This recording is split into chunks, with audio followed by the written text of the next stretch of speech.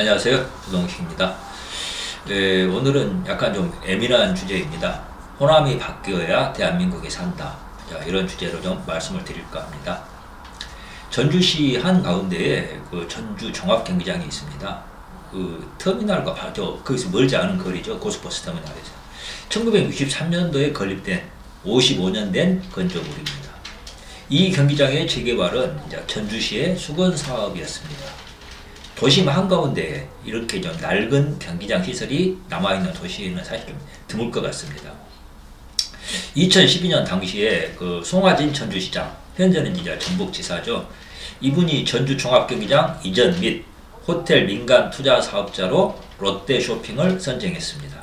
기부대 양여 방식이라고 그러죠. 롯데 쇼핑이 육상 경기장과 야구장을 그 월드컵 경기장 근처로 이전 건립하고 현재 경기장 부지에는 200실 규모의 호텔, 백화점 등 이제 쇼핑 시설을 건립한다. 이런 계획이었습니다.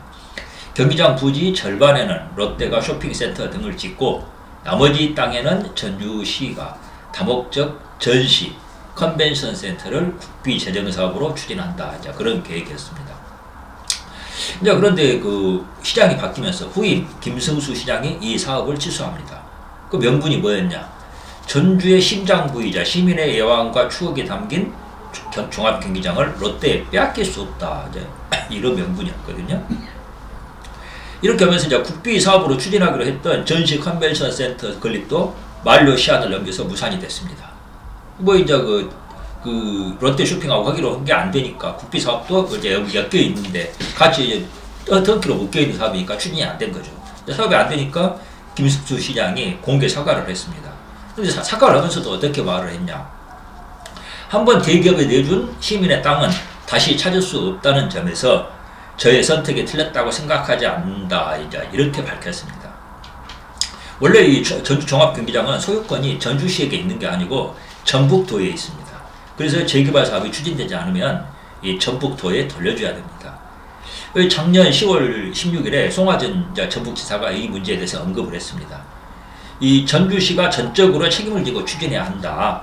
이렇게 밝히고 또 전주시에 기대하기 어렵다면은 이 도유재산 환수 조치 등 결단을 내리겠다. 이렇게 이제 말했습니다. 한마디로 이제 원래 그 전북도 재산이니까 다시 가져가겠다 하는 이야기죠. 사업이 이제 막 완전히 무산될, 물 건너갈 위기에 처하게 된 겁니다. 이런 사례가 또 좀 있습니다.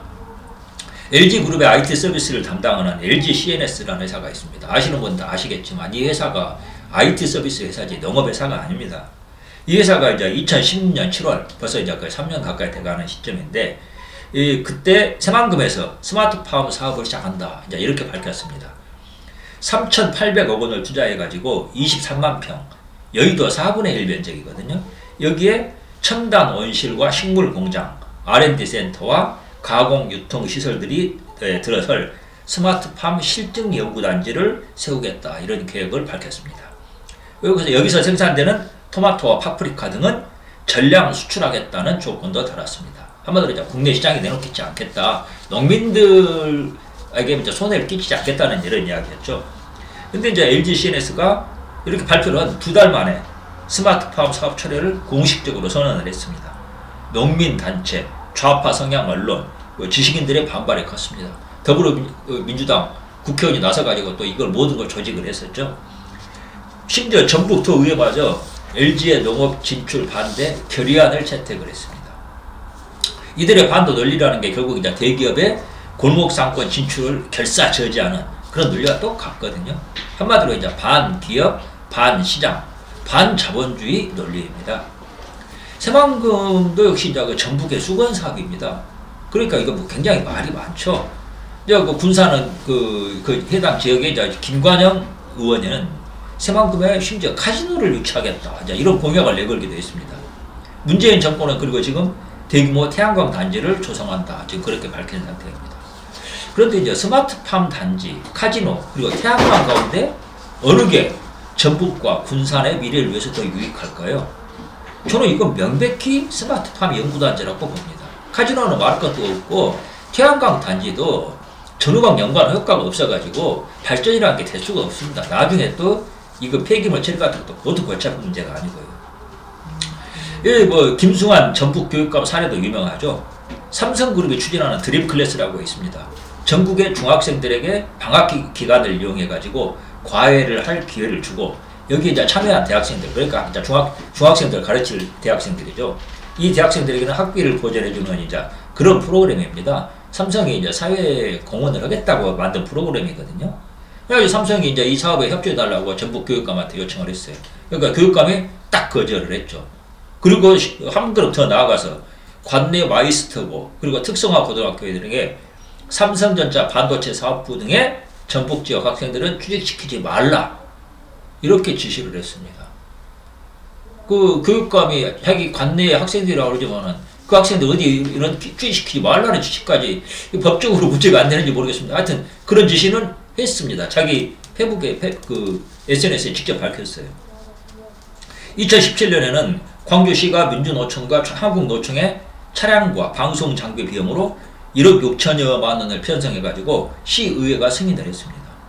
두 노총의 시위용품을 구입하는데 시민의 세금을 쓴 것입니다. 이 전체 금액에서 두 노총이 부담한 금액은 268만 원, 그리고 430만 원에 그쳤습니다. 전체 금액으로 따지면 3%에서 5% 정도, 그 정도에 불과합니다. 이 밖에도 이제 비슷한 사례들이 많습니다. 모두가 호남의 반기업, 반시장, 반자본주의 정서를 보여주는 그런 사례들입니다. 그런데 이제 이렇게 기업과 시장을 싫어하는 호남이 그럼 뭘 먹고 사는가? 농업? 이게 사실 국가 보조금 없이는 유지되기가 어려운 산업입니다. 우루과이 라운드 이후에 국가가 농업에 지원한 돈이 200조 원이 넘고 제가 듣기로는 230 몇 조 원이 걸로 들었습니다. 그렇게 많은 돈을 지원했는데 우리나라 농업 경쟁력이 전혀 나아지 않느냐? 전혀 그렇지 않습니다. 국가 보조금으로 버티고 있습니다. 2014년 기준으로 우리나라 총 농가가 한 115만 가구 된다고 합니다. 그리고 그해 농가 대상 총 사업비가 6조 원 가량이라고 합니다.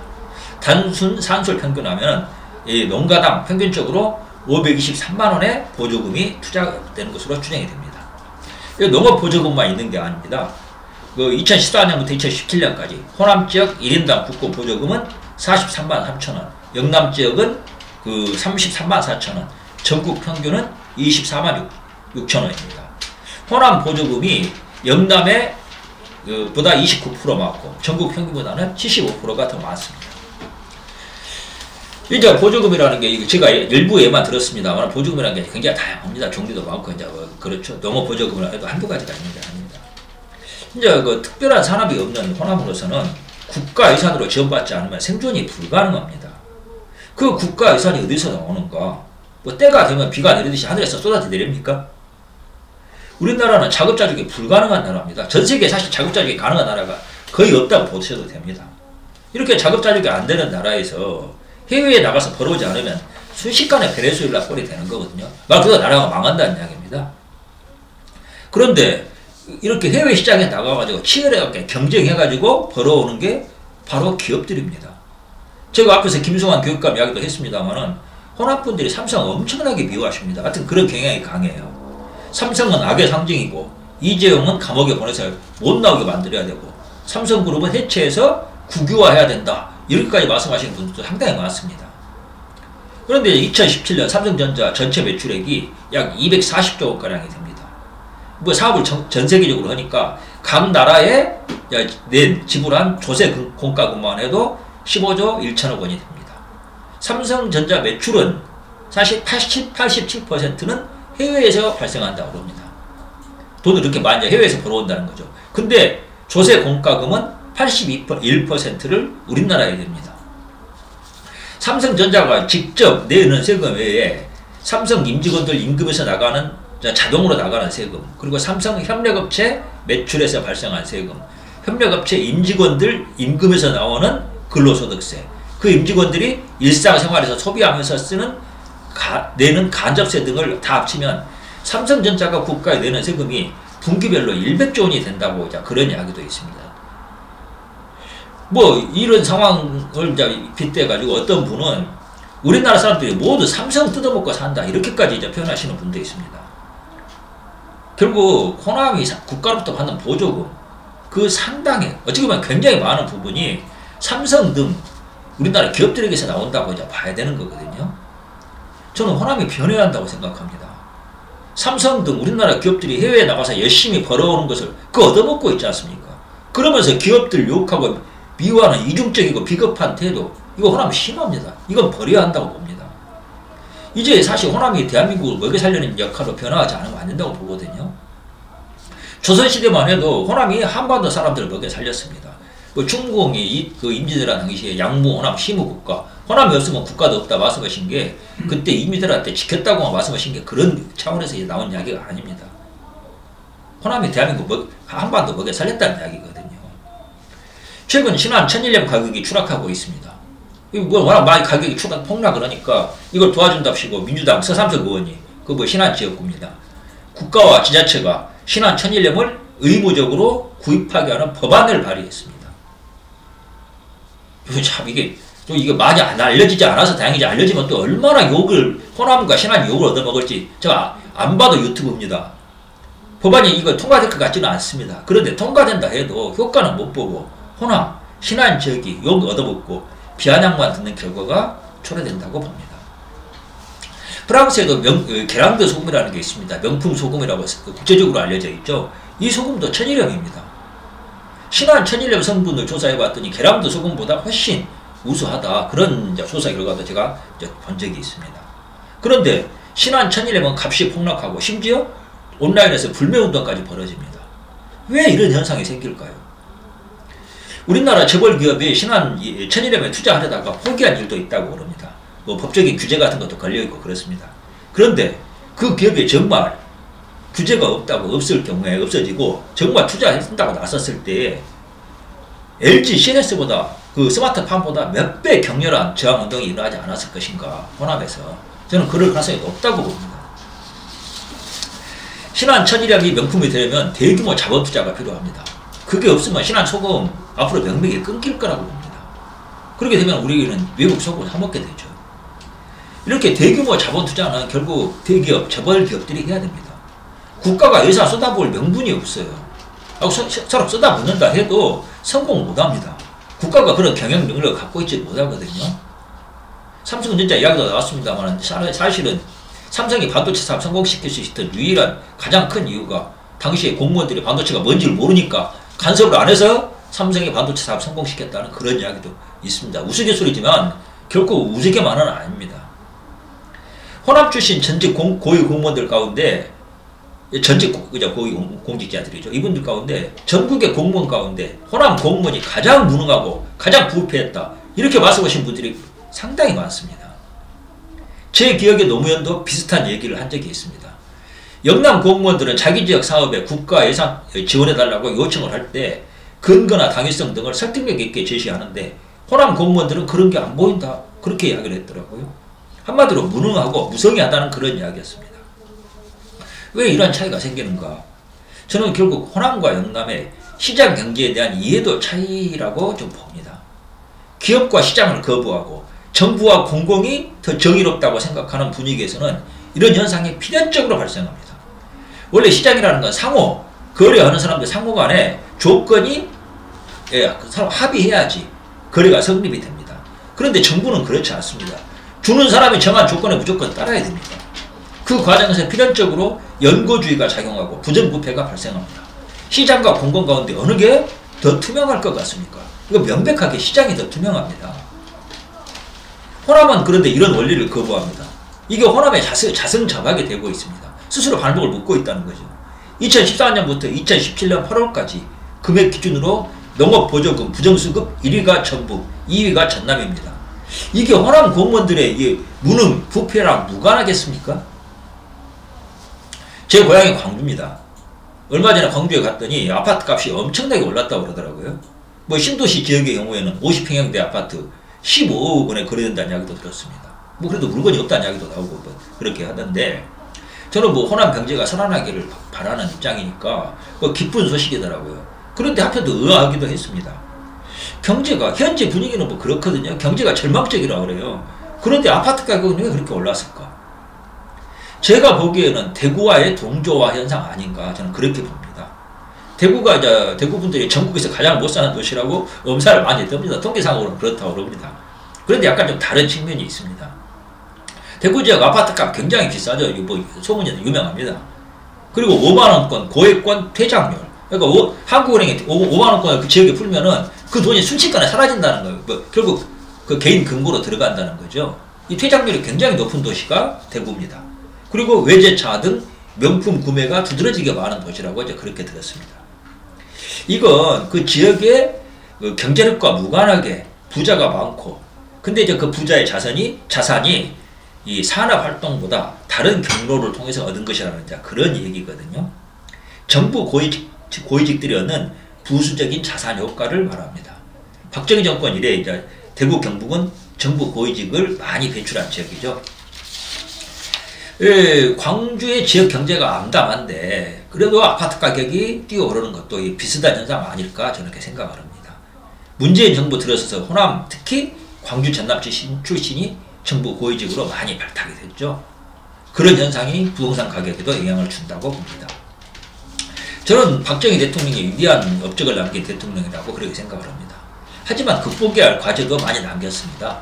뭐 일단 경제 측면에서만 말해보자면은 정부가 자원 배분권 그리고 규제권을 틀어지고 정경유착, 과치금융 시스템을 만든 게 이제 가장 대표적이라고 봅니다. 한국이 그런데 아직도 이 시스템을 벗어나지 못하고 있습니다. 그리고 문재인 정권은 그 박정희 시스템을 더욱 왜곡시키고 강화하고 있습니다. 정부 만능, 규제 만능, 그리고 시장과 기업은 타도해야 할 적이 되는 그런 분위기입니다. 문재인 정권의 정치적 상징 자산에서 호남의 비중이 굉장히 큽니다. 사실 박근혜 정권의 퇴진은 그 호남이 흘린 피와 땀의 결과물이다. 저는 그렇게 볼 수도 있다고 생각합니다. 그래서 문재인 정권에 호남 출신이 많고 영남 패권 대신 호남 패권이라는 말까지 나옵니다. 근데 더 중요한 것은 이 새로 국정을 운영하는 사람들이 과거보다 잘해야 한다는 것이거든요. 그 왕조 시대는 왕조의 성만 바뀌었지 않습니까? 그리고 시스템은 그대로 있죠. 이런 식의 그 교체는 의미가 없다. 호남이 피 흘려서 얻은 결과가 영남이 누리던 그 기득권을 호남이 대신 누리는 시기가 되겠습니까? 저는 이건 말이 안 된다고 봅니다. 저도 남 못지않게 영남 패권 비판해 왔습니다만은 그래도 현재 대한민국을 이만큼 발전시킨 주역이 그분들이라는 사실은 부인할 수가 없습니다. 호남은 이제 정권을 이어받았으면 그걸 이어받아서 한 단계 업그레이드 시켜야 하는 그런 과제를 안고 있거든요. 그러니까 호남이 영남보다 더 잘해야 한다는 겁니다. 경제 운영에 있어서도. 그런데 이게 요즘 분위기로 보면 자칫 잘못하면 영남이 발전시킨 나라를 호남이 말아먹었다. 이런 소리가 나오게 될 것 같습니다. 호남이 대한민국에 빌붙어서 먹고 사는 게 아니라 다시 대한민국을 먹여 살려 하는 이제 지금 그런 상황이 됐거든요. 그런데 지금과 같은 반기업, 반시장, 반자본주의, 심지어는 반대한민국 정서, 이건 버려야 됩니다. 원래 호남은 보수의 고향이었습니다. 대구야말로 일제시대 동양의 모스크바로 유명했죠. 한국에 와 있는 조선족들 말투 들어보면은 영남 억양이 강한 분들이 많습니다. 일제시대에 영남 사람들이 먹고 살기 힘들어가지고 일본, 만주, 러시아 등으로 많이 떠났다는 이야기입니다. 그런데 호남은 김성수, 현준호, 뭐 지금 친일파라고 욕 얻어먹는 분들이죠. 이런 자본가들이 기업을 일구고 토지를 개발해가지고 많은 분들이 먹고 살 수 있게 만들었습니다. 그래서 고향을 떠날 필요가 별로 없었다는 겁니다. 그런데 지금 호남에 빨대 꽂고 호남의 한과 눈물을 이용해가지고 권력을 쥔 좌파들은 정반대 역할을 하고 있습니다. 호남과 대한민국을 몰락의 구렁텅이로 몰아가고 있습니다. 호남이 변해야 합니다. 좌파를 거부하고 대한민국이라는 위대한 나라를 만든 그 정신, 호남의 선조들이 지녔던 그 정신으로 돌아가야 됩니다. 호남이 변하지 않으면 호남도 불행해지고 대한민국도 망합니다. 저는 제 고향 호남과 대한민국이 다 같이 상생 발전하는 그런 나라가 되기를 원합니다. 대한민국과 호남 둘 중 하나가 죽어야 결말이 나는 이런 생태계는 바꿔야 한다고 봅니다. 호남 분들에게 정말 안타까운 제 고향 분들에게 드리고 싶은 말씀에서 말씀을 드렸습니다. 굉장히 좀 그분들 입장에서 이런 메시지가 불쾌하실 수도 있습니다. 하지만 제 애정 그리고 제 정의감을 다 모아서 드리는 말씀이라는 것만은 이해해 주셨으면 합니다. 들어주셔서 감사합니다.